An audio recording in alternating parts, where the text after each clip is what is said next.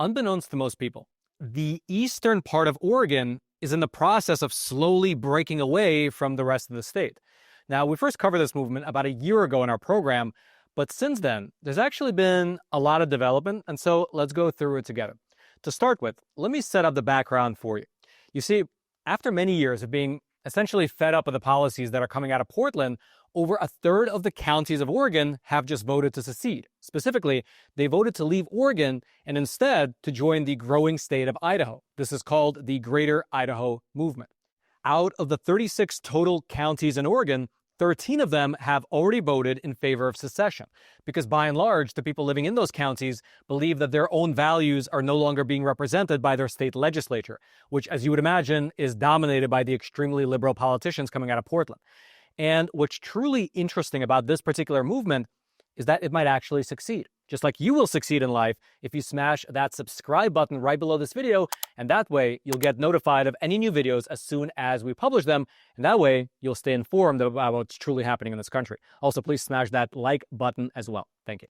Now, getting back to it, just like most liberal blue states, the majority of the counties in Oregon are actually conservative-leaning, similar to states like New York, California, and Illinois.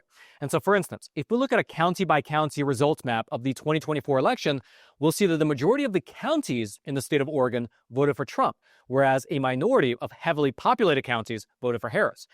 This same disparity also translates to the state legislature, because again, despite the vast geographic swath of the country voting red, you have both the state Senate as well as the state assembly being heavily controlled by Democrats. And so, in order to understand the desire to secede, just put yourself in the shoes of a farmer or a rancher living somewhere over in rural Oregon, a 5-hour drive from Portland. Realistically, you have almost nothing in common, politically speaking, with the people of Portland, even though the politicians from Portland are the ones who are making the actual decisions that impact your life.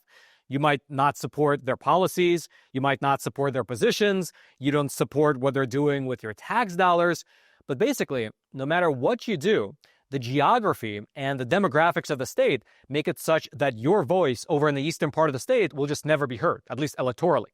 And that's really true. Both the Oregon State Senate as well as the Oregon State Assembly, they're both currently held with a supermajority by the Democrats, meaning that the Democrats can pass any piece of legislation without needing bipartisan support or needing to compromise on anything. They can railroad it through.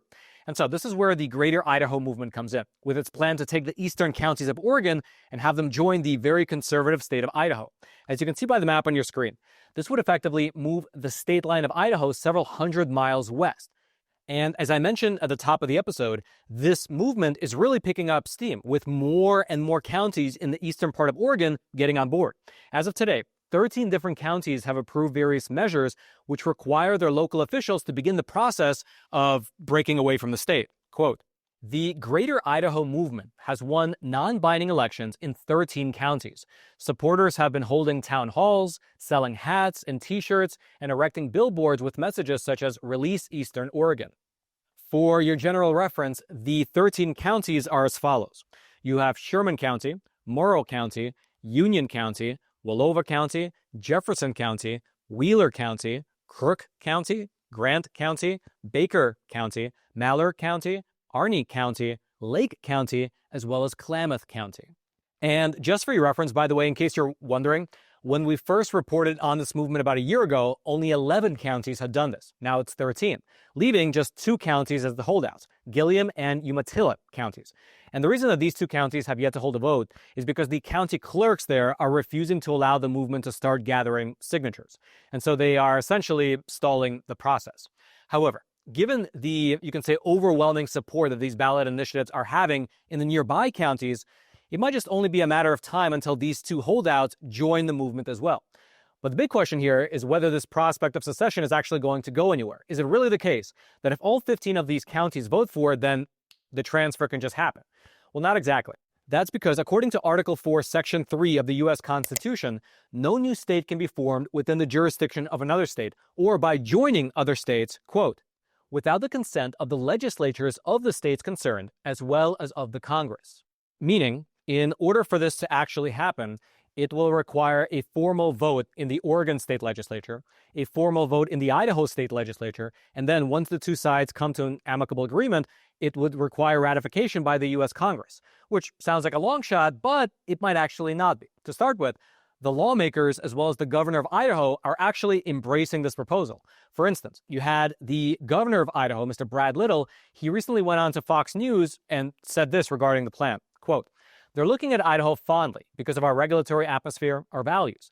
That doesn't surprise me one bit. What they're interested in is they would like to have a little more autonomy, a little more control, a little more freedom, and I can understand that."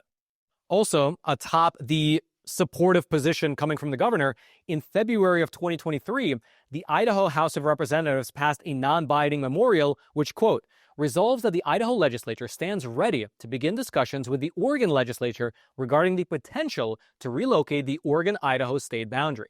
And so you take that into account, and it appears that this plan has good buy-in on the Idaho side. Then in terms of the Oregon side, you might assume that they would not go for it. As we mentioned earlier, the Oregon state legislature is heavily controlled by the Democrats. They have a supermajority, and so why would they agree to this type of a plan? Well, there are actually two reasons, which were laid out in a bill that was introduced to the Oregon state legislature. All right, just a pause here for a super quick snack break brought to you by today's sponsor, Masa Chips. Probably the healthiest chips on the market. They're made with exactly 3 ingredients: organic blue corn, 100% grass-fed beef tallow, and sea salt. You really don't get much better than this. I mean, long-term viewers of the show, you probably know that prior to the 90s, almost all fries and chips in this country were made with beef tallow. But then after the 90s, in order to save costs, almost every single manufacturer switched to using seed oils. But you know the problem with seed oils, all those studies showing their links to inflammation and metabolic diseases. So you kind of want to get them out of your diet. But then what are you going to do? You're going to move into some cave out in the mountains? Or you just get Masa chips. You put them in your cupboard. That way when you, your wife, or your kids, they want a snack, you just grab one of these. They're so good. They are crunchy. They don't break when you dip them into guac.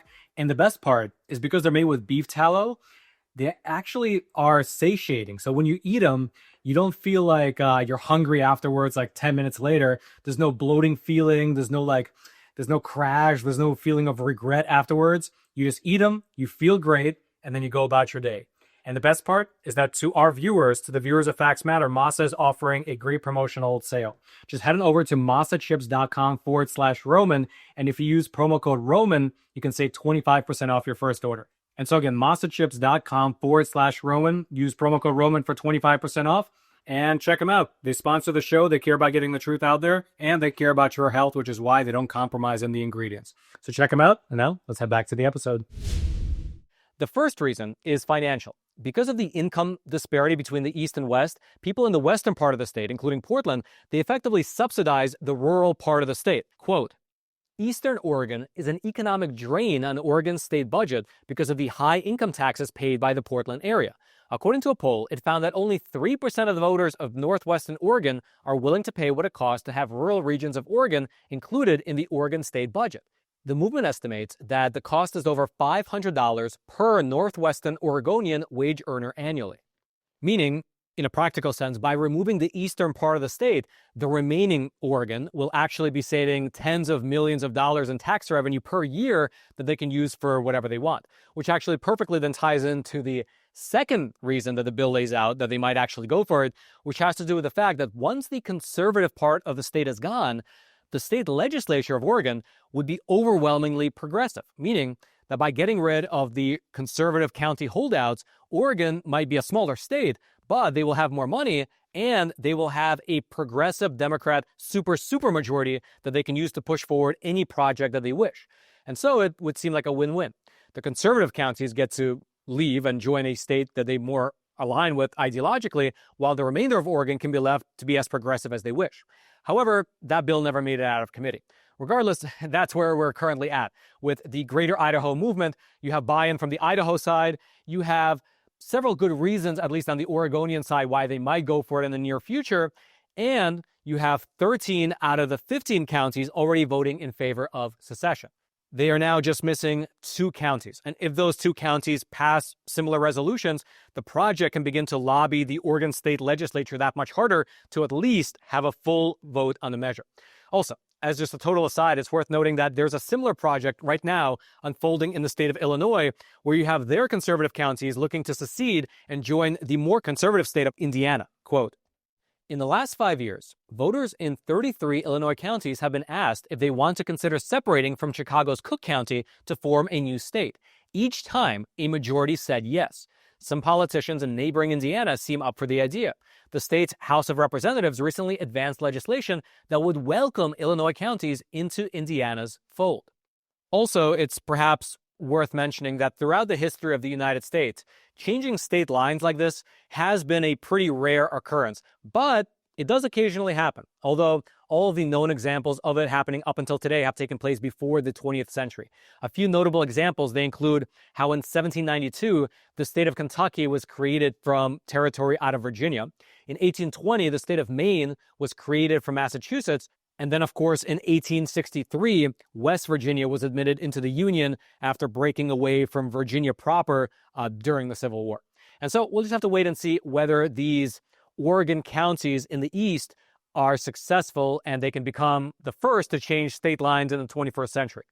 Now, lastly, as we wrap this up, I actually want to leave you with something that's a bit thematically relevant to the topic at hand.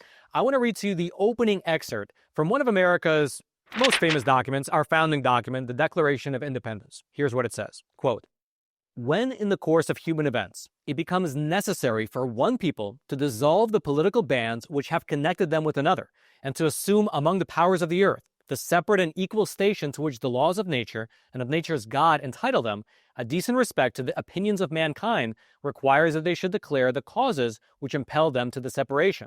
We hold these truths to be self-evident, that all men are created equal, and that they are endowed by their Creator with certain unalienable rights, that among these are life, liberty, and the pursuit of happiness. That to secure these rights, governments are instituted among men, deriving their just powers from the consent of the governed. That whenever any form of government becomes destructive of these ends, it is the right of the people to alter or to abolish it, and to institute new government, laying its foundation on such principles and organizing its powers in such form as to them shall seem most likely to affect their safety and happiness. If you would like to learn more about either the Greater Idaho Project or the corollary movement happening in the state of Illinois, I'll throw my research notes down into the description box below. And also, what do you think about these counties trying to break away from their state? Do you think that what they're doing embodies the ethos that I just read to you in the Declaration of Independence? Or do you think something else? Leave your thoughts in the comments. I'll be reading them tonight as well as into the week. And also, I'll quickly mention that if you are looking for an honest source of news, the Epoch Times is that source of news, in my opinion. And we're running a phenomenal promotional sale. It's a trial subscription. You can give it a shot.